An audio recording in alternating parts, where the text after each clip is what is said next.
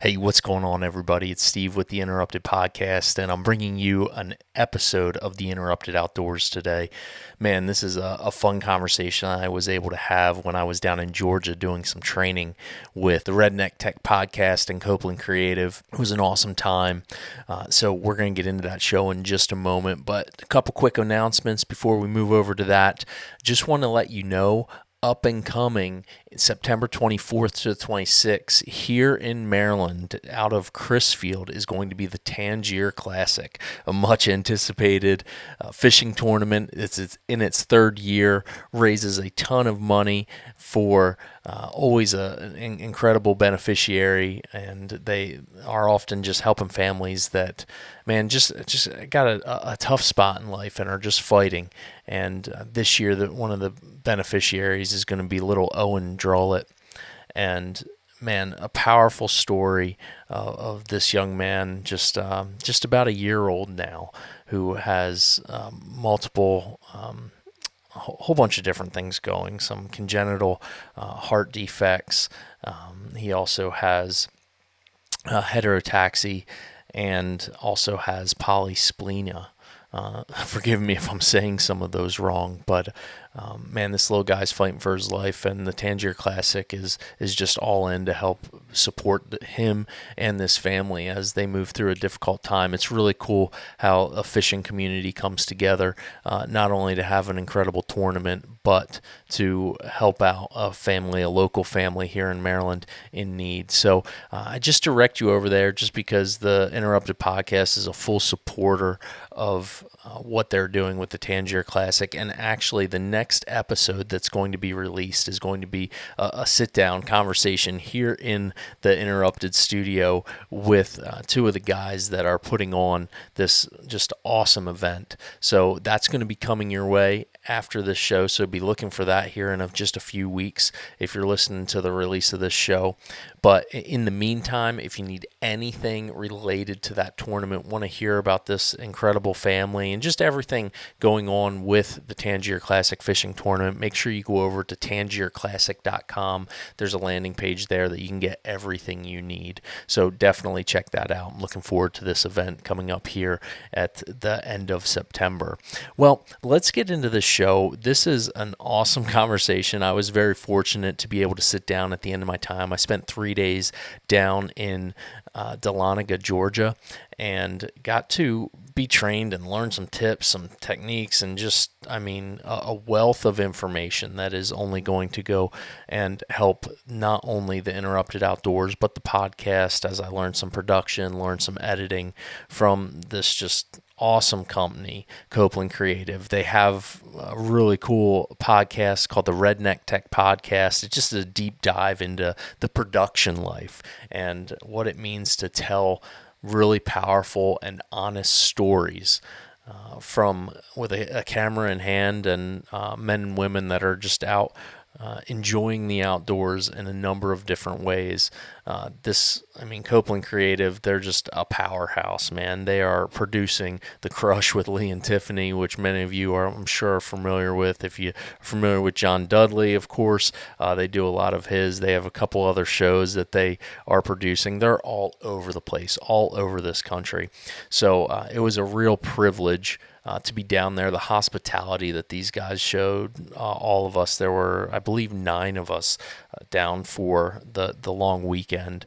And I can't say enough about it. I took so much away from it. I'm still trying to process some of that information and try and implement it into some of my projects going on, which has been really exciting. And dropping real soon, probably here at the beginning of September, I'm going to just put out a short video I made with another guy down there. He did most of the filming. I did a lot of the editing, and Bo and from Riggs Media.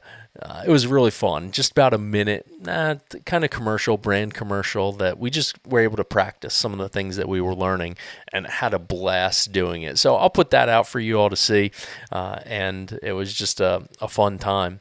So we'll get into it. You'll hear more about some of our conversations, get to hear all about these guys. We sat down with Ryer, Clay, and then Caleb.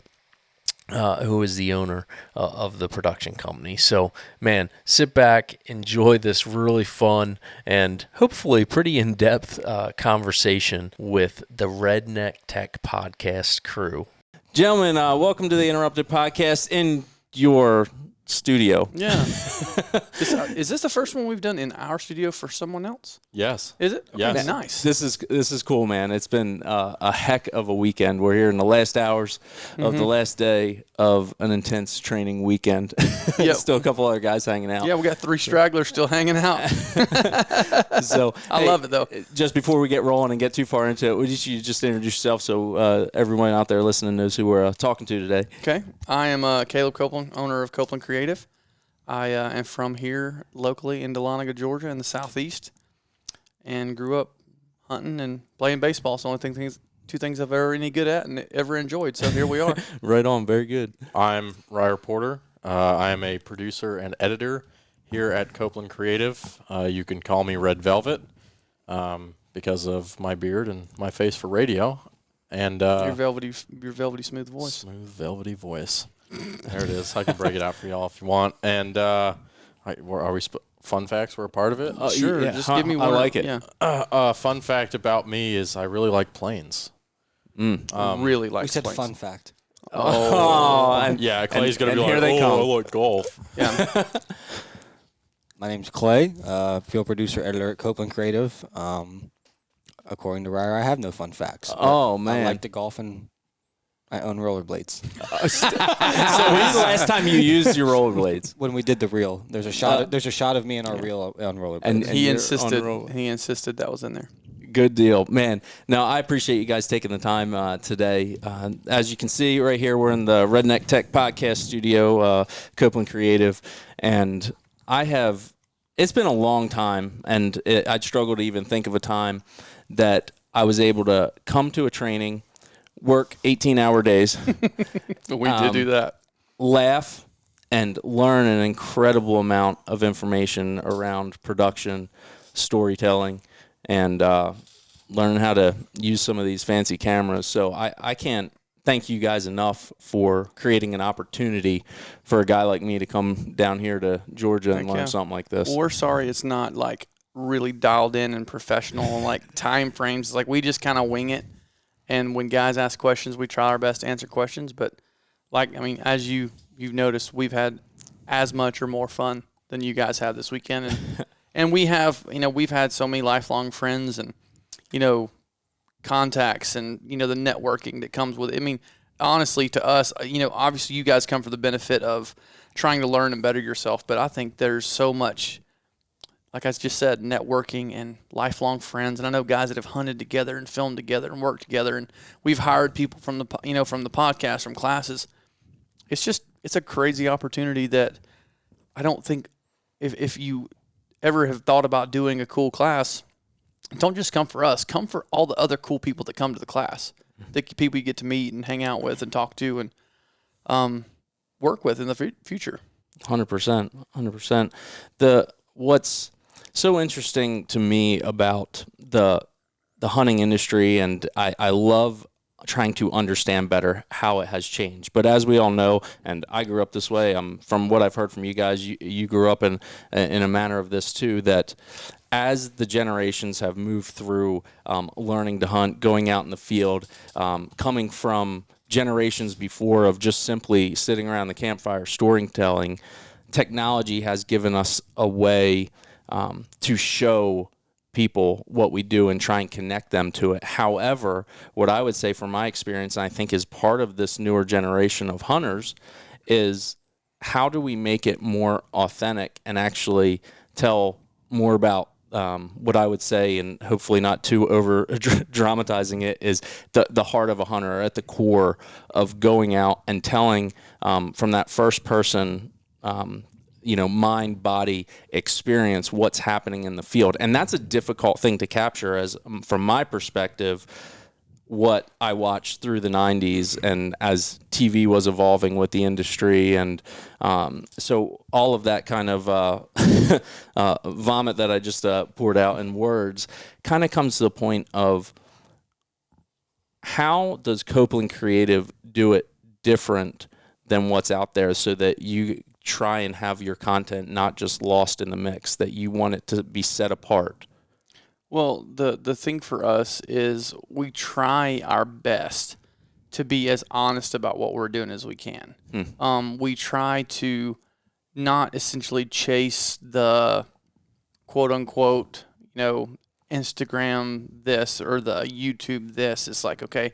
And we don't necessarily even really get the opportunity to do that because we're normally working with clients and we're trying to do some passion projects. But what we do for our clients, and then especially what we try and have time to do for us, is we try and be as honest in what we're doing as we can. And when I mean honest, I mean we're trying to create content that resonates with us, that moves us, that we hope moves a viewer. And and the only thing that really hinders that, and this is the business we work in, the only thing that really hinders the true meaning and the true honesty of what we're doing is sponsors and brands that pay for these things to happen. And they obviously are always going to have a say so. And I don't see a way around that ever. But they also give us the opportunity to do this. So at the same, it's a double-edged sword. It's like you absolutely have to have them to be able to have this incredible job and opportunity that we have. But at the same time, we try and be as honest as we can around the confines of what we're required to do for sponsors and brands and clients. So it's a very tight rope that we walk. But I think we do a good job. And I think our podcast and kind of what we do with the classes is kind of the most honest thing that we do. In terms of, okay, this is what we've learned. Let's try and teach guys that. Because, at the end of the day, I've already said it, but we have so much fun doing this and we have so much fun teaching. But like Ryer said it, I think you said it last night, like I learn so much from trying to teach people. Or I see the way someone else does it that might be a better way than I even do it. So, I don't know. I think it's just trying to be honest with ourselves, be honest with the viewers, and then we try and ask our clients to be the same way. Well, like I said, within the confines of what their sponsors are doing. 100%. Each one of you guys have been hunters for different lengths of time, right? Ryer, you're newer to hunting, not newer to the outdoors. And from what I heard from Clay and Caleb, you guys grew up, out in the woods. And this kind of gets to the core of what, for the Interrupted Outdoors, what we try and understand better. And it's different for every person.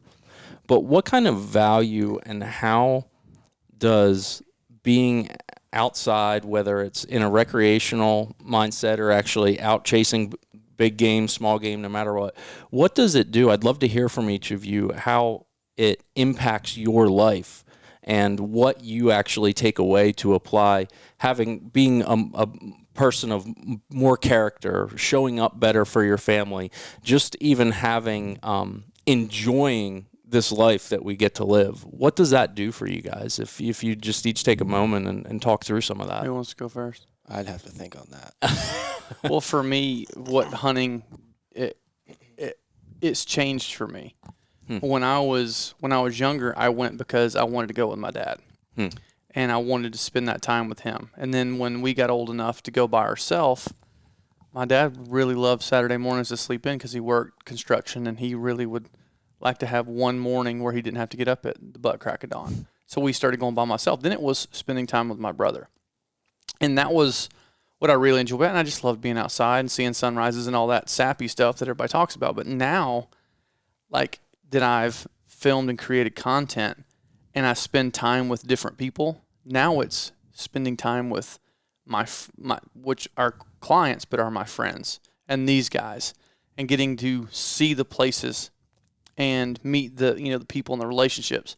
It all comes down to people for me, and it makes me a better person because I get to see other people. And and John Dudley said it the best. He said, my litmus test for a friend is taking them on a tough hunt. He's like, you'll learn the most about someone when you take them on a tough hunt, because you go on a backcountry elk hunt where you're hiking every day and things aren't going your way, bad weather, trying to pack out an elk. Like, you learn a lot about someone and you learn a ton about yourself. So for me, it all comes down to people, seeing how people work, and then you'll find the good in people, but you'll also find the truly bad people once you start if you start interfering with someone's hunting, you'll find their true colors real quick. Well, and then it's about to start evolving even more for you because you're going to take the role that your dad had, and then and then Sims is going to take the role that you had, wanting to go hang out with Dad. Yeah, well, he's there now, you know, and I got to make sure and find the time to be able to take him. I mean, that's where you grew up hunting with your dad and your granddad. And the same thing with you. Yeah.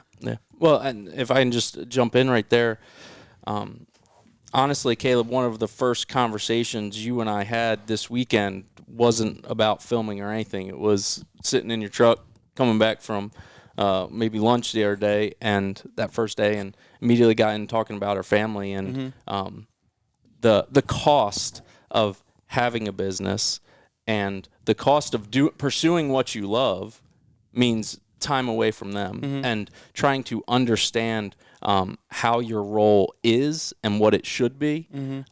As a couple year in father myself, those are all questions that we have to contemplate. And people that aren't maybe at that season of life or past that season of life, it's important to reflect on those things and what kind of impact it's having on those around us. Yeah. And much like you just said, hunting out in the field can show a lot about somebody.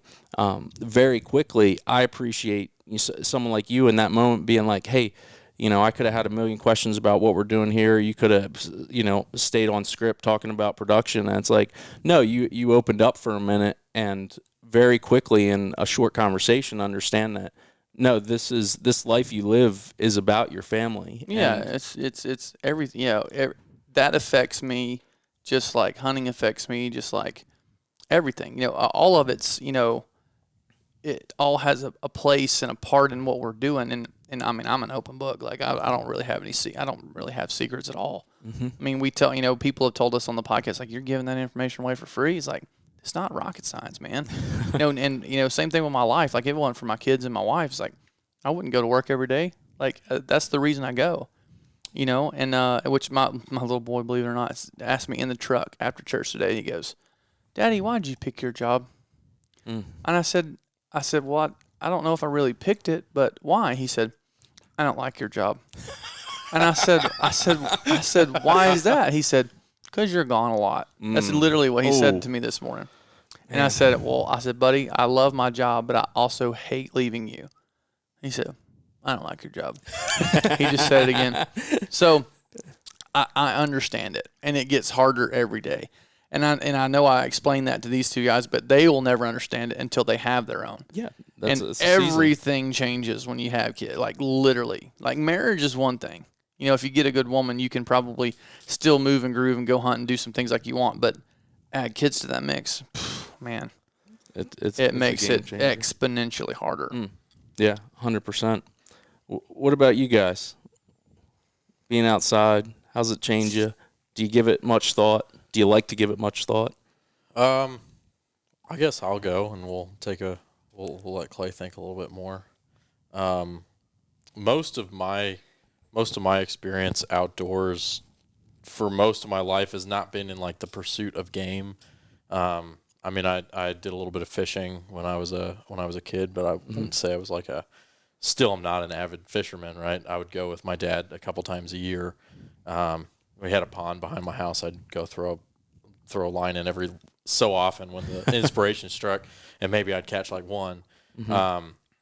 But for me, the outdoors has always just kind of been a place to escape and find adventure.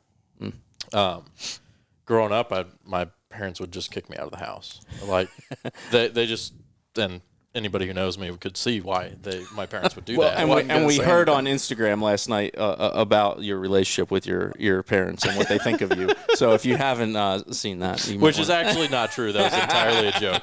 My parents have never once said that they hate me. My mom would be beside herself if she ever listened to that. She would think that she had failed me. My mom was almost late to church this morning watching it, so your mother probably did watch it because my mother watched it every second of it. Yeah, it's out. Well, she didn't call me saying anything, so she would if it's coming. She had. Yeah, I know. If your mother didn't judge me enough.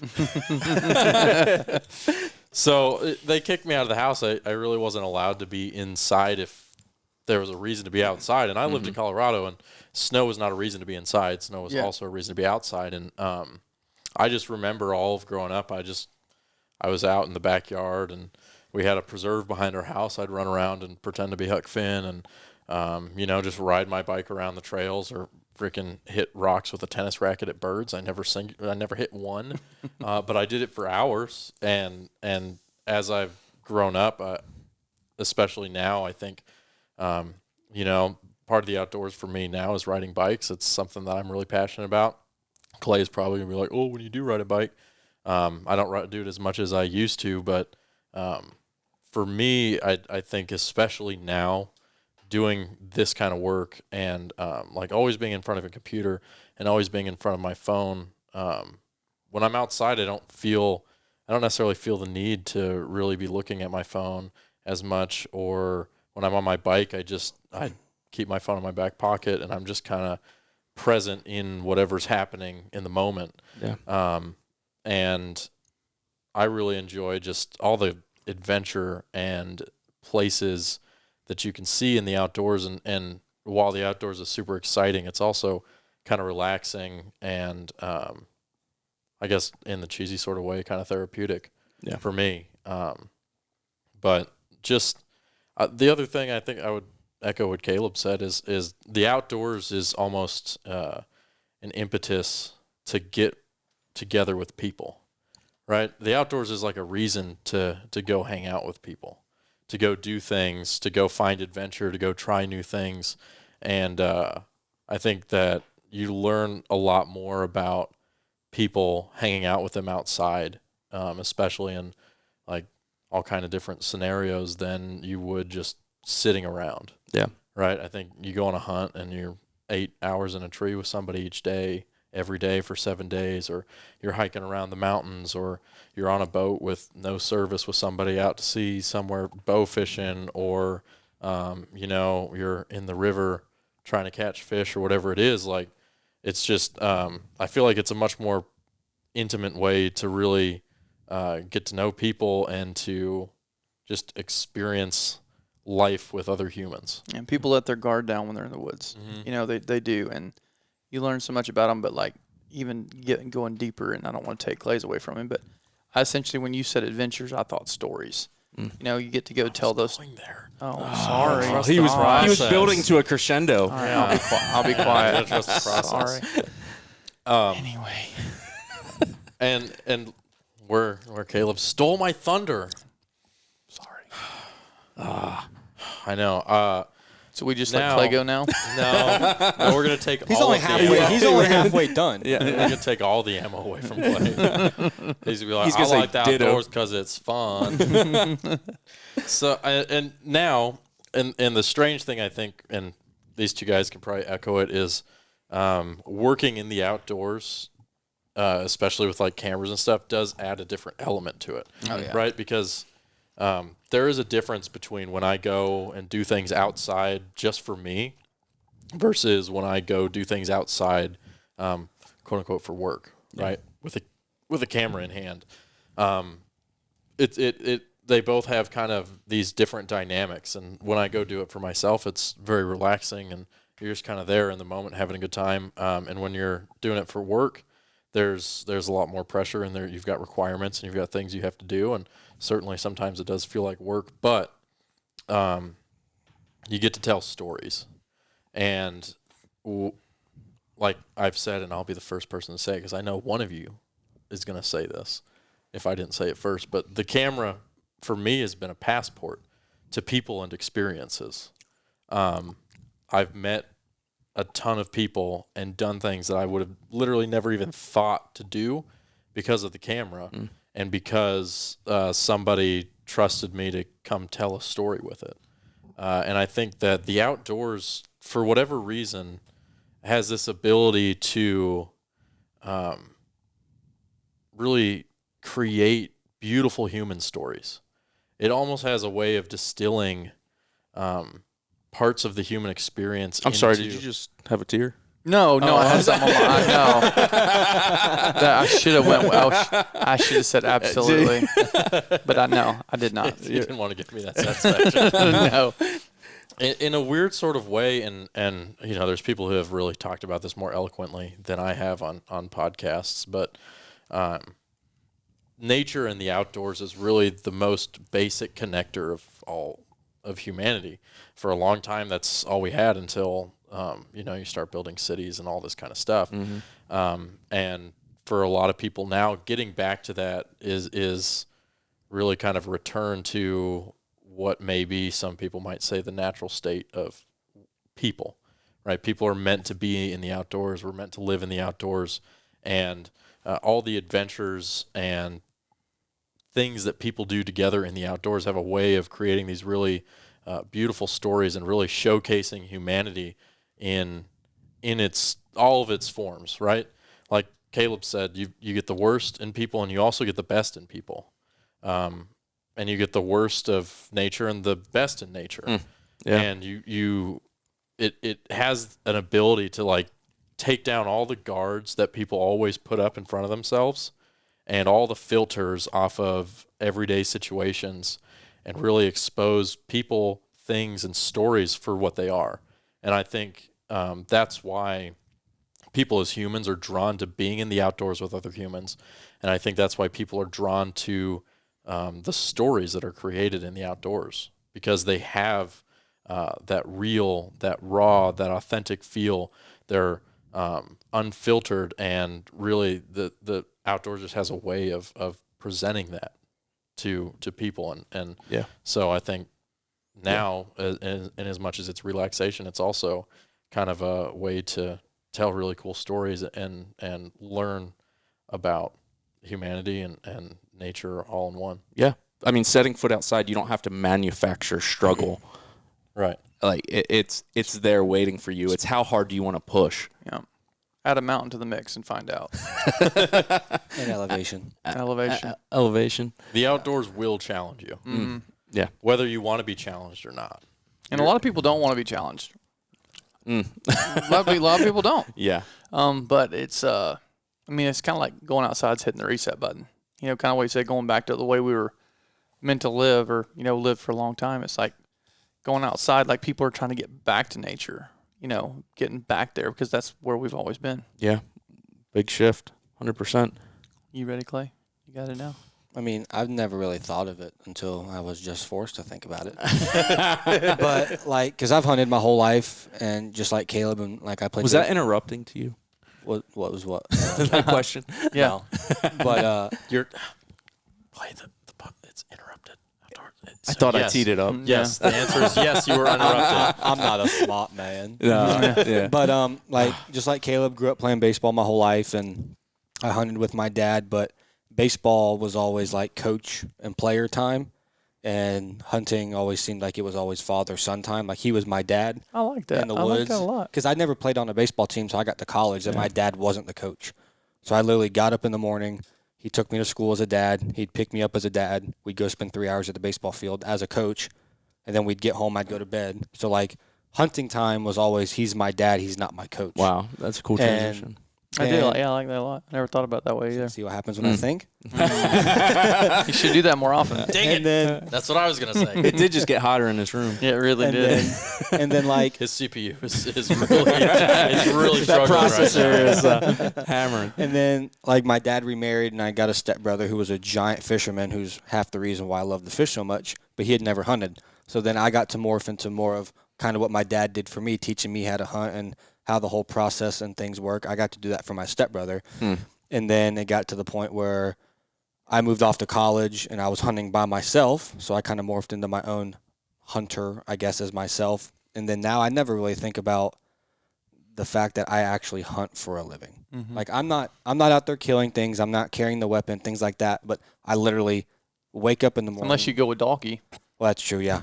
I've only hunted twice doing this ever, and it's been with the same client. Both times. Good for him. And, but I never really, sparked in me that I get to hunt for a living. And it's almost now that I've filmed hunts for so long that when I go hunting for myself, I don't usually take a camera, and I'll sit and stare at my backpack for 15 minutes while I'm in the stand because I feel like I'm forgetting something. Because you go to the stand with a camera arm and 2 cameras and all this stuff. You got 40, 50 pounds worth of stuff. And then I finally get to have me time and hunt. And then I get in the stand and I'm like, it's not supposed to be this short of a setup. I'm missing, I'm forgetting something. Yeah. And it never really dawned on me till you asked the question. I had to think about it. But Yeah, there is a big difference between filming hunting for a living and then me going and being the hunter. But really the only difference is like how much stuff I'm carrying. Because I'm filming all the time, I still have to be a hunter. Like I can't just flail my arms around and all this kind of stuff. Like I still have to be a hunter. But it's kind of cool seeing how I've gone from being taught everything from my dad into doing it on my own and then teaching my brother. And now, I mean, we get to do it with some of the best people in it, like some of the best in the industry. 100%. So it's kind of like that roller coaster type timeline. Yeah, right on, man. No, that hits right to the core, and I'm sure it will with a lot of people listening to this. I'm so mad Clay's answer was better than both of our answers. Anyway, go ahead. Try and forget it. I Try know. and forget it. I'll have to. What's You're telling me missing? the passport wasn't good. We've used that before. Yeah. He did. His, He was it looking for his- something novel. Yeah. Yeah. Okay. Yeah. That's good. Look, I had Huckleberry Finn in mind. Come on. That was nice. I didn't one time mention golf, by the way. Just pointing out what he just did. So Now you did. it just came out. What's missing from the conversation right now with the social media age and the YouTube age Transparency. and the Well, yeah, honesty and transparency. Yeah. Yeah. 100%. I think that there's so many guys and girls out there that are doing it. They might have got into it for the right reasons or started doing it for the right reasons, but they're no longer doing it for those reasons. And I catch myself sometimes, when I'm not good at social media, and we use social media kind of as a means to an end to advertise what we do, who we work with, what we're capable of. But there's so many out there that take it so far beyond that, and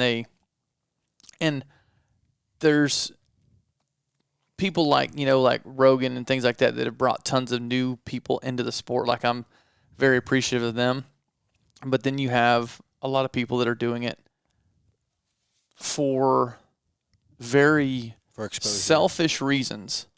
And if we don't look at this, I mean, the day and age we live in, we are not guaranteed to hunt. Like, it's a Privilege. it's a privilege to hunt that we could lose. I can't remember the statistics, but it's like, the 70 or 80% of people that do not hunt, they're the ones that allow us to hunt because they're kind of indifferent about it. But it's ours to lose. And on the path we're on right now, with the way that things are going, and companies promote this kind of stuff. They're the ones that are posting the pictures and the videos that don't need to be there. Yeah. Just as clickbaity. It's just to get people to look. Yeah. Clout. And Just for clout. and that's not what we need. We need more education. We need more hunters. We need more educated hunters. Like, this area around here, there's tons of hunters, but everybody complains about there's not any big deers because everybody shoots this first thing that they see.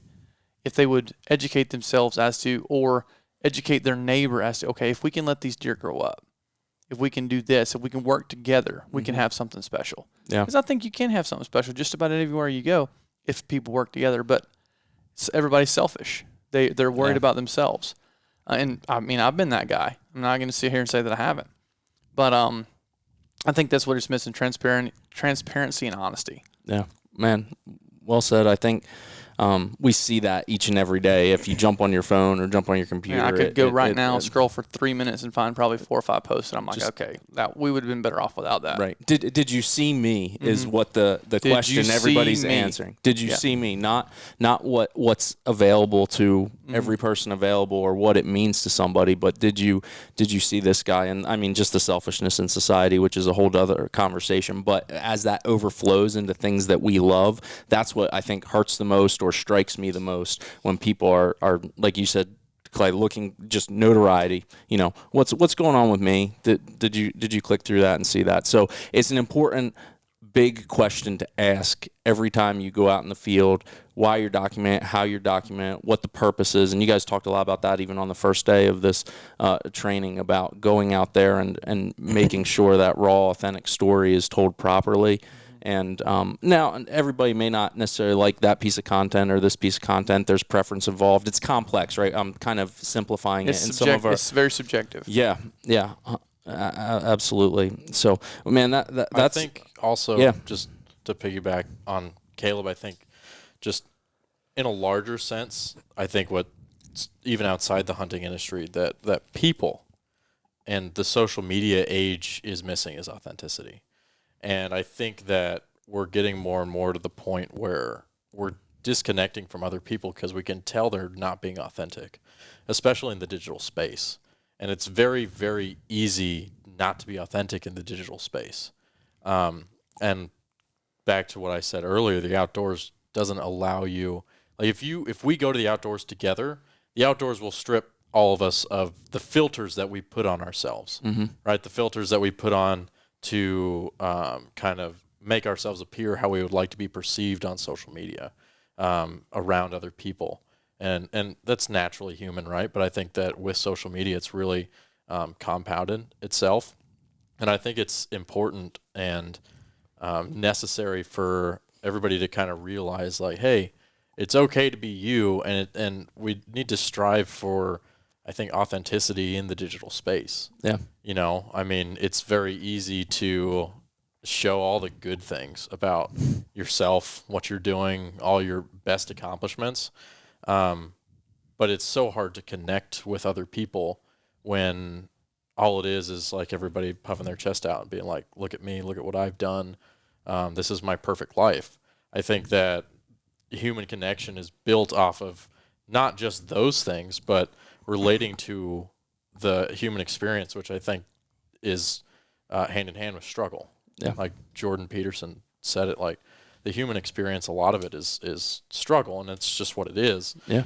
Good or bad, and how you approach it and your mindset determines whether or not that's positive or negative. But people need to connect over that. And if you take that away, you're taking out a large piece of humanity from this shared experience we all have online and with each other. And so I think, I just like to encourage people to try to be authentic with everybody on social media. I mean, obviously you don't have to go show off all your worst moments and stuff like that, but like, hey, it's okay to show the things that don't go according to plan, or say, hey,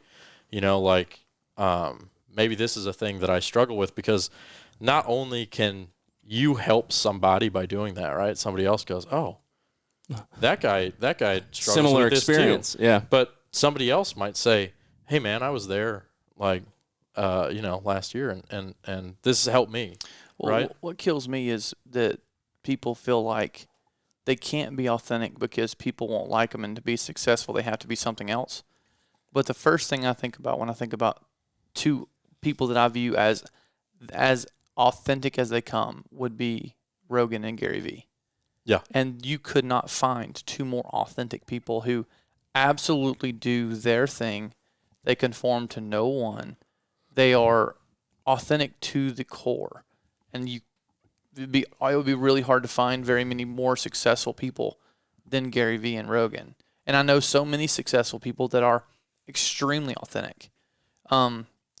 But also being authentic and being honest with yourself of who you are is hard sometimes, because we're not perfect. I mean, I know my flaws, and those are the ones that I try not to highlight, Right. And pride and ego. And, being authentic is hard. But nothing in life is, nothing in life's easy, you know? So if you're not willing to do some hard things, then you got a long road to hoe. Yeah, you got to embrace that.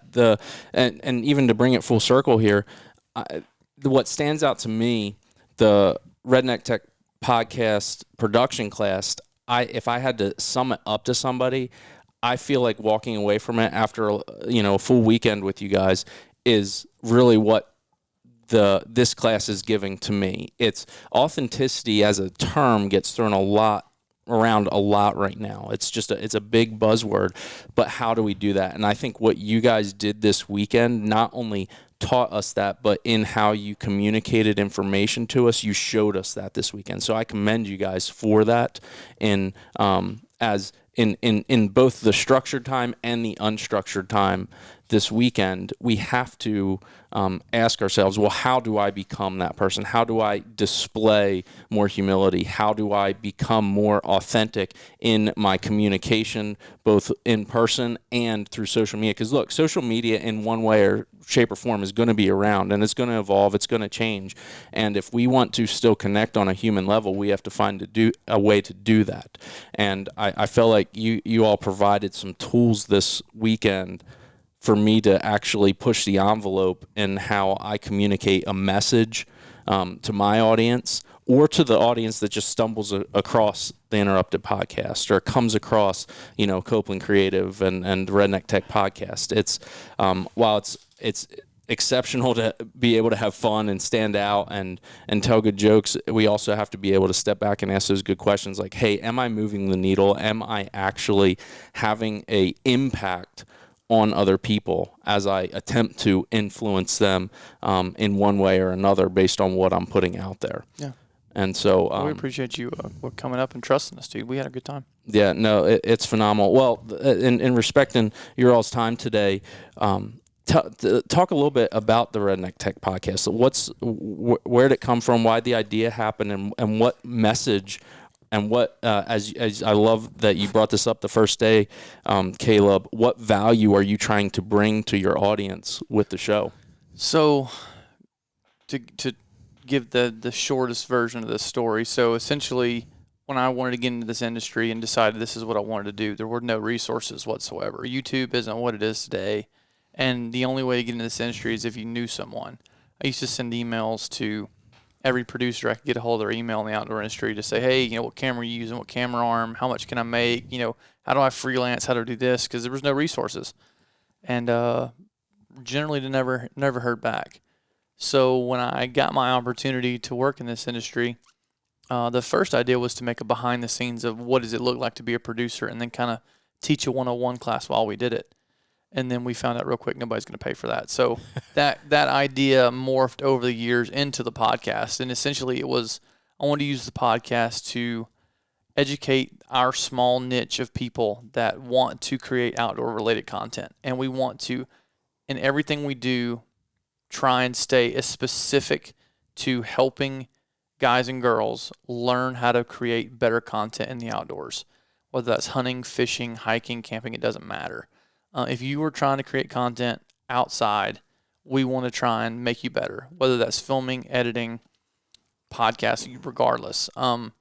And that's what we've tried to stick to. We just did our 131st episode. On pace, we should have probably done over 300 by now, but we're a little busy lately, which is a good thing. Yeah. But and now it's gotten way bigger than I thought it would. It's gotten to be a vessel for us to find employees. I mean, Clay came from the podcast. Lauren, we hired Lauren for social media. She came through the class. It's been incredible. My wife always talks about how much money I end up spending on the podcast a year, and she's like, "Well, you don't make any money on it." I'm like, technically, no. It's a hard number. I was like, but the value of it is exponential to what I spend on it. So that's kind of the impetus for the podcast and where it came from. And it's continuing to grow and evolve. Like I was literally thinking yesterday after I went home at midnight last night when we got done, I'm like, how do we figure out how to do more of these a year? Like, how do we make the time to do at least 2 of these? And I want to do more than that. I mean, to be completely honest, I would love to go do 3 or 4 big films a year and then just teach classes. I would really enjoy doing that. I wouldn't mind doing that. So that's something we got to think about. Awesome. Well, what can viewers and audiences expect? What's the future for Copeland Creative for what you know right now? Oh man, I get in trouble every time I talk about what we want and don't want to do. Here's the thing, so Caleb, I'm going to let one of them say it. All right. I'm going to let y'all decide what the future is because I don't want to say anything. I would hate to be a millionaire. I would hate to only have to edit exactly only what I want to. Yeah. and get paid millions of dollars to do it. God, doesn't that sound terrible? If this works, you will be from now on talking on podcasts. God, that would suck so bad. Yeah. I mean, I just couldn't even imagine a life like that. The goal is to grow and continue to get better, and we're doing that right now. We're Awesome. absolutely growing. We're getting better. We're adding to the team. We're still figuring it out as we go. But in terms of like long term, what I want to be, honestly, that changes daily for me because my mind never stops, thinking and churning. And, I was asking Clay about moving to Kansas yesterday. Like, just I have ideas, and that's something that always. Oh, yeah, Ryer. Ryer was not part of that conversation. Ryer wasn't part of that conversation. Surprise. I'm putting my vote in for not Kansas. If y'all move to Kansas, I'll go to Colorado and remote. So that's I don't know. Yeah. But I think I'm leaving it. I'm not only saying no to a few things, and weddings being one of them. So if you guys ever see that Copeland Creative is like actively doing lots of weddings, we're in bad shape. check on us, please. Say a prayer for us. Yeah. So I think unless go listen to the podcast we recorded last night. There's one very specific wedding that we will wedding do. that we will do for free Whose too. was that? Well, You if have were to listen to here, the you would podcast. know. Wait, you had an important thing to take care of last night. Yeah. Yes, right? Sleep. Oh, that's Spirit right. world.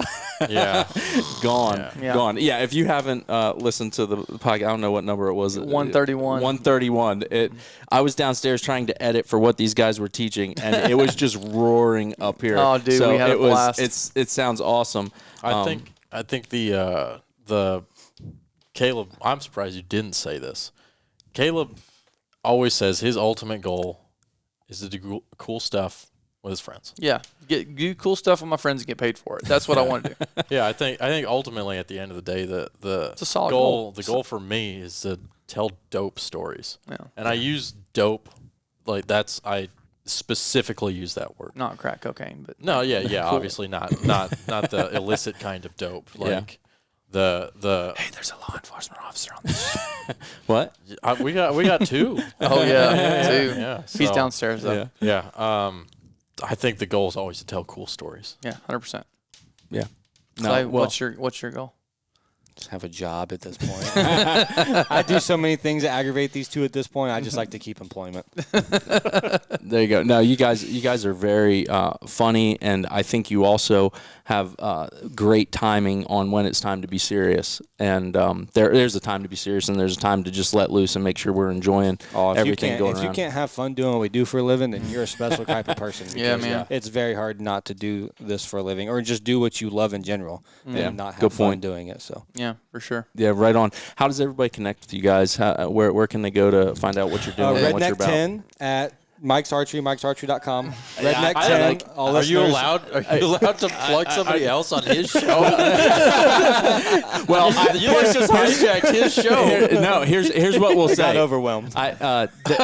Mike's Archery. He's like, I don't know what to do. Default. If you listen, you might hear promo codes come up quite a bit in a podcast. But what we need to say about that is give credit where credit's due, because I got to meet those guys this weekend over from Mike's Archery, and man, they are top notch.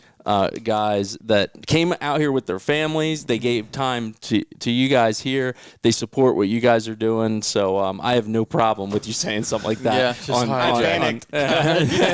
Completely hijacked his No.